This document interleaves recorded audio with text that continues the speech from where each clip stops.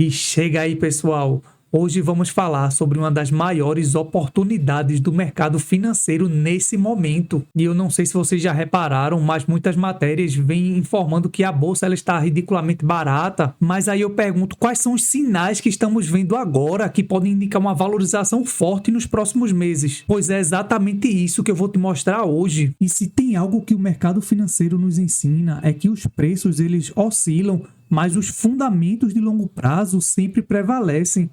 Hoje, olhando para os múltiplos da Bolsa Brasileira, vemos um cenário que só aconteceu algumas vezes na história. As ações estão sendo negociadas com um dos maiores descontos já registrados. E tudo indica que estamos vivendo um momento muito parecido com outros ciclos de alta que vivemos no passado. E o investidor que entender isso nesse momento pode pegar a valorização desde o começo. Agora, se você ficar esperando a confirmação, possa ser que seja tarde demais, então já deixa seu like, se inscreve no canal e presta atenção porque eu vou abrir o jogo para vocês. E hoje vamos analisar dois relatórios do BTG, esse primeiro do dia 25 de março e esse segundo do dia 28 de março. Mas primeiro, precisamos entender que o dinheiro, ele busca o melhor retorno ajustado ao risco. Sendo assim, quando os juros estão altos, os investimentos em renda fixa se tornam cada vez mais atrativos. Então imagine você, um investidor milionário ou até bilionário que investe em fundo de ação ou fundo multimercado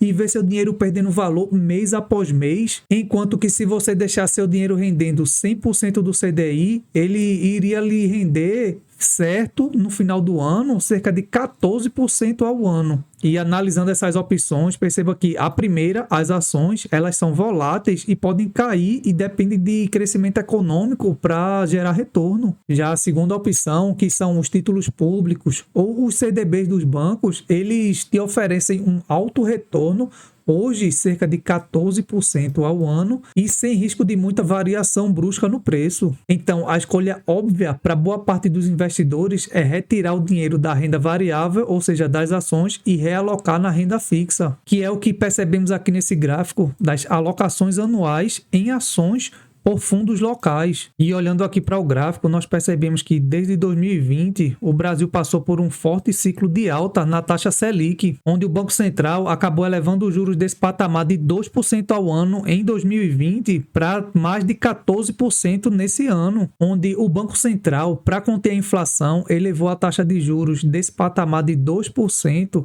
para hoje na faixa dos 14% ao ano. E percebam que isso teve um efeito direto na bolsa, onde os fundos locais eles sacaram bilhões de reais, saindo desse patamar de 765 bilhões para 547 bi. Agora, o oposto também acontece. Vejam que quando os juros caem, o retorno da renda fixa ele diminui e as pessoas acabam buscando maiores rentabilidades em ativos mais arriscados como as ações. E aqui nós podemos ver as alocações mensais dos fundos.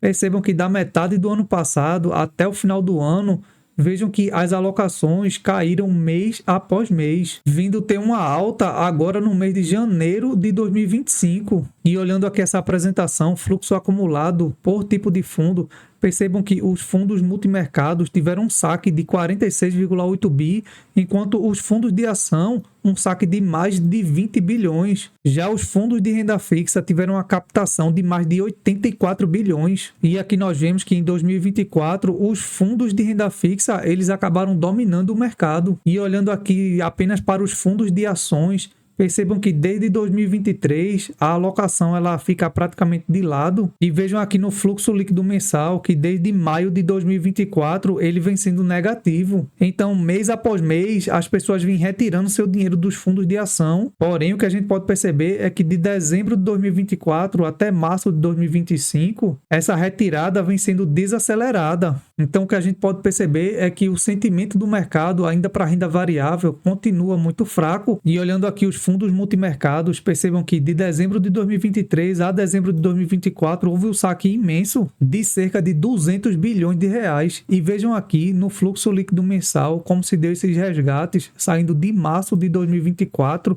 e em outubro de 2024 houve esse resgate imenso aqui e todos os meses as pessoas continuavam resgatando seu dinheiro dos fundos multimercados. Porém, tem uma coisa interessante, é que percebam aqui que os fundos de renda fixa fixa vem aumentando mês após mês o total de recursos sob gestão, chegando aqui em março de 2025 num valor de 3,9 trilhões de reais. E nesse gráfico nós temos o volume de negociação médio da nossa bolsa e percebam que de 2020 até 2023 nós ficávamos nesse patamar aqui, e vejam que de janeiro de 2023 até janeiro de 2025 nós tivemos uma perda de volume bastante significativa, saindo dessa faixa de 30 a 35 bi por mês para uma faixa de 23,6 bilhões, ou seja, um volume de negociações de cerca de 10 bilhões a menos.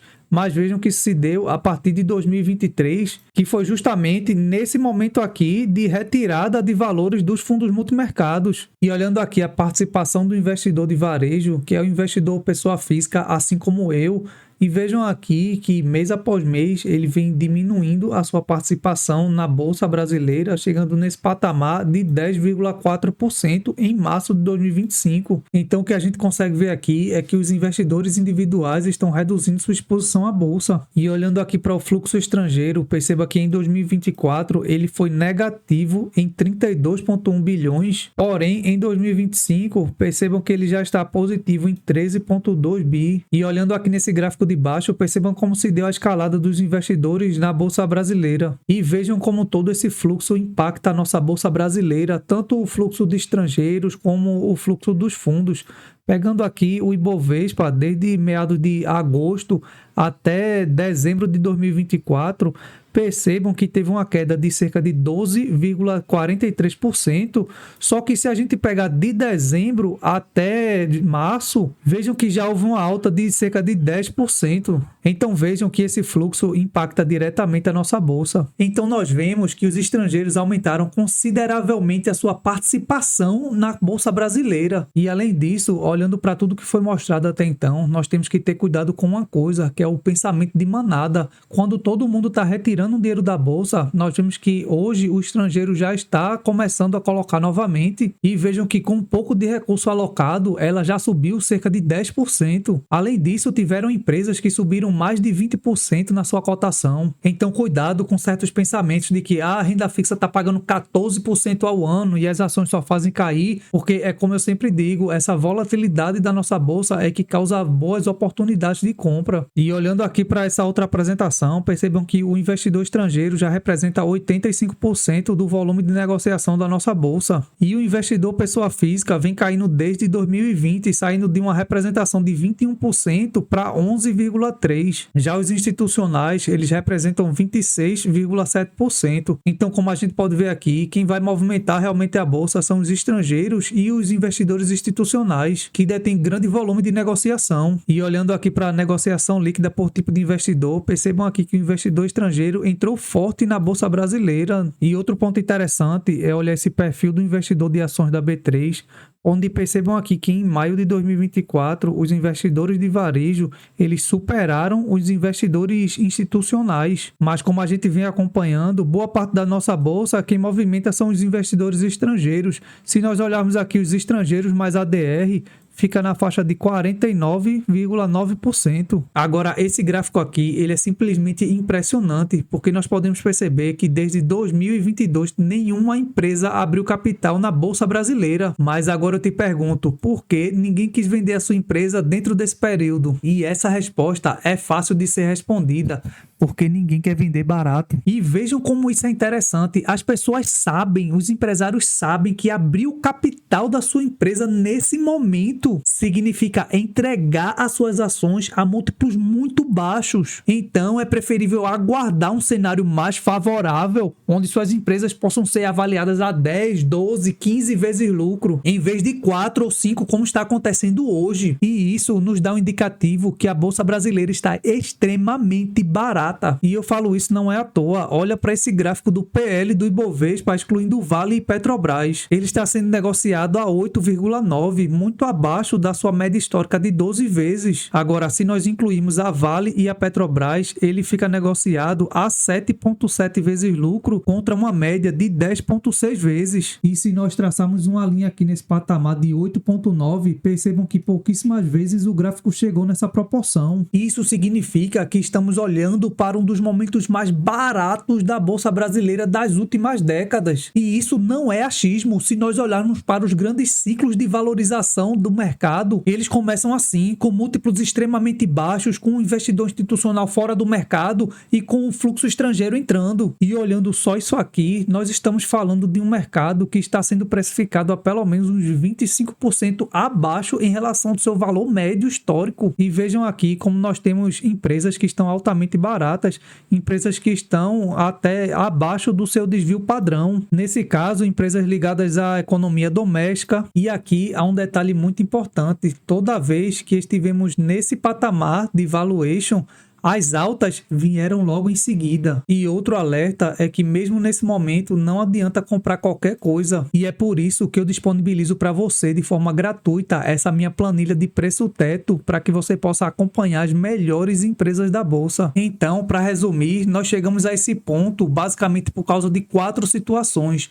O ciclo da alta da Selic, que com a taxa de juros subindo para conter a inflação, os investidores fugiram da bolsa em busca de retornos mais previsíveis. O segundo ponto foi a saída dos fundos de investimentos, que, como vimos, sofreram resgates expressivos nos últimos anos. E o terceiro ponto, a aversão ao risco dos investidores locais, onde a percepção de risco Brasil dos últimos anos acabou afastando diversos investidores da nossa bolsa. E, por fim, o quarto ponto, a baixa liquidez do mercado, porque o volume médio de negociação vem sendo fraco, o que dificulta a valorização dos ativos. E agora vem a parte mais importante: o que essa distorção de preço significa para quem não está posicionado ainda na bolsa. E a resposta ela é simples: oportunidade. A bolsa brasileira ela está barata não porque o lucro das empresas caíram, mas sim porque o fluxo de capital foi embora temporariamente. Se olharmos para as empresas, veremos que muitas delas continuam gerando caixa, crescendo receitas,